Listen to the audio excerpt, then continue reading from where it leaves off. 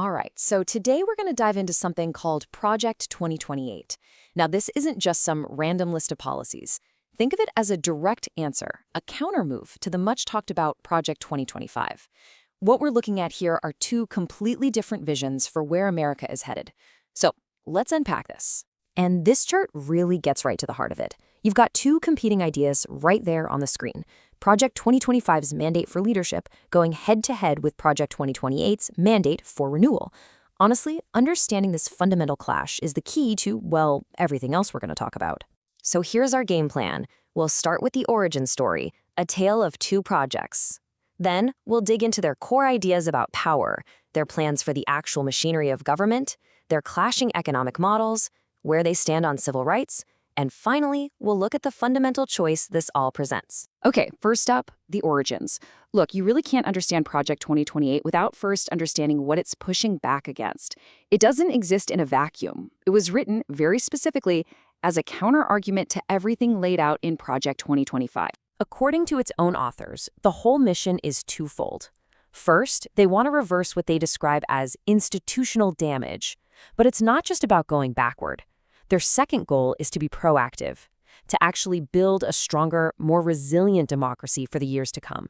And that difference in origin, it leads straight to a massive disagreement on a really core philosophical level. It all boils down to one huge question. How much power should one person, the president, actually have? At the very core of Project 2025's approach, at least as its critics see it, is this thing called the unitary executive theory. So what does that mean in the real world? It's the idea that the president has total, unchecked control over the entire executive branch. We're talking even independent agencies. It would centralize an incredible amount of power right there in the Oval Office. And right here, the contrast just couldn't be clearer. On one side, you have this goal of consolidated, unchecked power for the president. And on the other, you have what Project 2028 calls democratic pluralism, which is basically a call to reinforce the classic separation of powers and beef up those all-important checks and balances. Now, this philosophical split isn't just some academic debate. No, it has real-world consequences.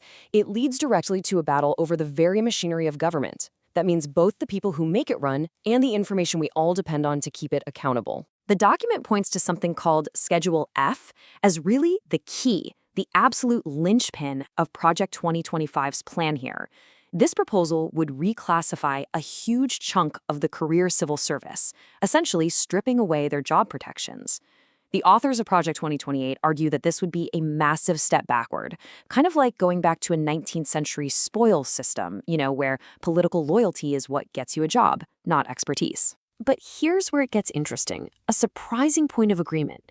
Project 2028 actually argues that the current system is also broken. They point to what they call a hiring crisis. I mean, it takes over 100 days to hire a federal employee. That's more than double the private sector. Their argument is, how can the government possibly compete for the best and brightest with a system like that? So instead of Schedule F, their alternative is this 21st century human capital agenda. The idea isn't to tear down the civil service, but to fix it. That means getting rid of the old rigid pay scale, making the hiring process way simpler, and even creating something called a public service academy to train up leaders from within.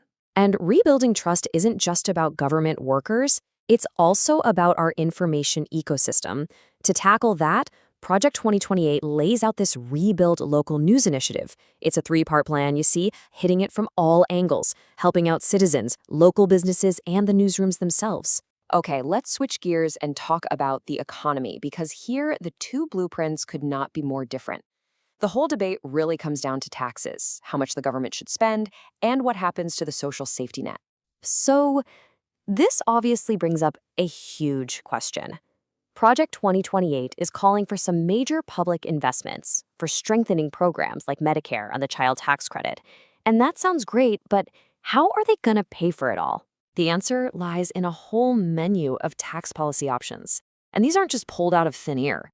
They come with estimates from the Congressional Budget Office. And look, the scale of these numbers is just staggering.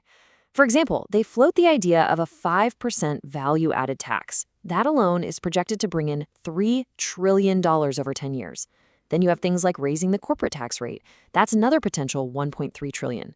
We are talking about absolutely massive streams of new revenue here. So what you end up with are two totally different economic worlds. Project 2025 is described as taking an approach of austerity, cutting spending and deep tax cuts. In direct opposition, Project 2028 is all about public investment, funded by higher taxes on corporations and the wealthy, all while expanding the social safety net. And these competing visions spill over into what might be the most personal and heated area of all: the ongoing battle over our civil rights, reproductive freedom, and equality under the law. A really key legal fight that the document dives into is how we interpret religious freedom. And Project 2028 uses this great metaphor: shield versus sword. They argue for the traditional view, where religious freedom is a shield that protects your personal beliefs. But they describe Project 2025's view as a sword, something that can be used to actively discriminate against other people. When it comes to reproductive rights, the fight is crystal clear. The document claims Project 2025's strategy is to bring back the Comstock Act of 1873. That's an ancient anti-obscenity law, and use it to create what would essentially be a nationwide abortion ban. The countermove from Project 2028? Pass a totally new law, the Reproductive Freedom for All Act, to make those rights the law of the land and kill the Comstock Act for good. And you see a really similar dynamic playing out with LGBTQ+ rights. Project 2028 outlines the threat as a plan to roll back existing federal protections against discrimination. The proposed fix? The Landmark Equality Act, which would finally amend the Civil Rights Act to provide permanent, nationwide protections for everyone based on sexual orientation and gender identity. So, after walking through all these point-by-point comparisons, the document wraps up by framing this entire debate as a fundamental choice.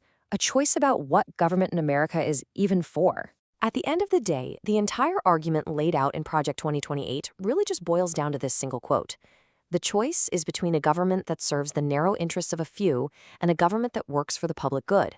That's the core decision they believe the country is facing. So these two documents force us to ask a really fundamental question. They represent so much more than just policy tweaks. They are two complete, competing roadmaps for the entire nation. And the choice between them? Well, that's what will ultimately define the future of American democracy.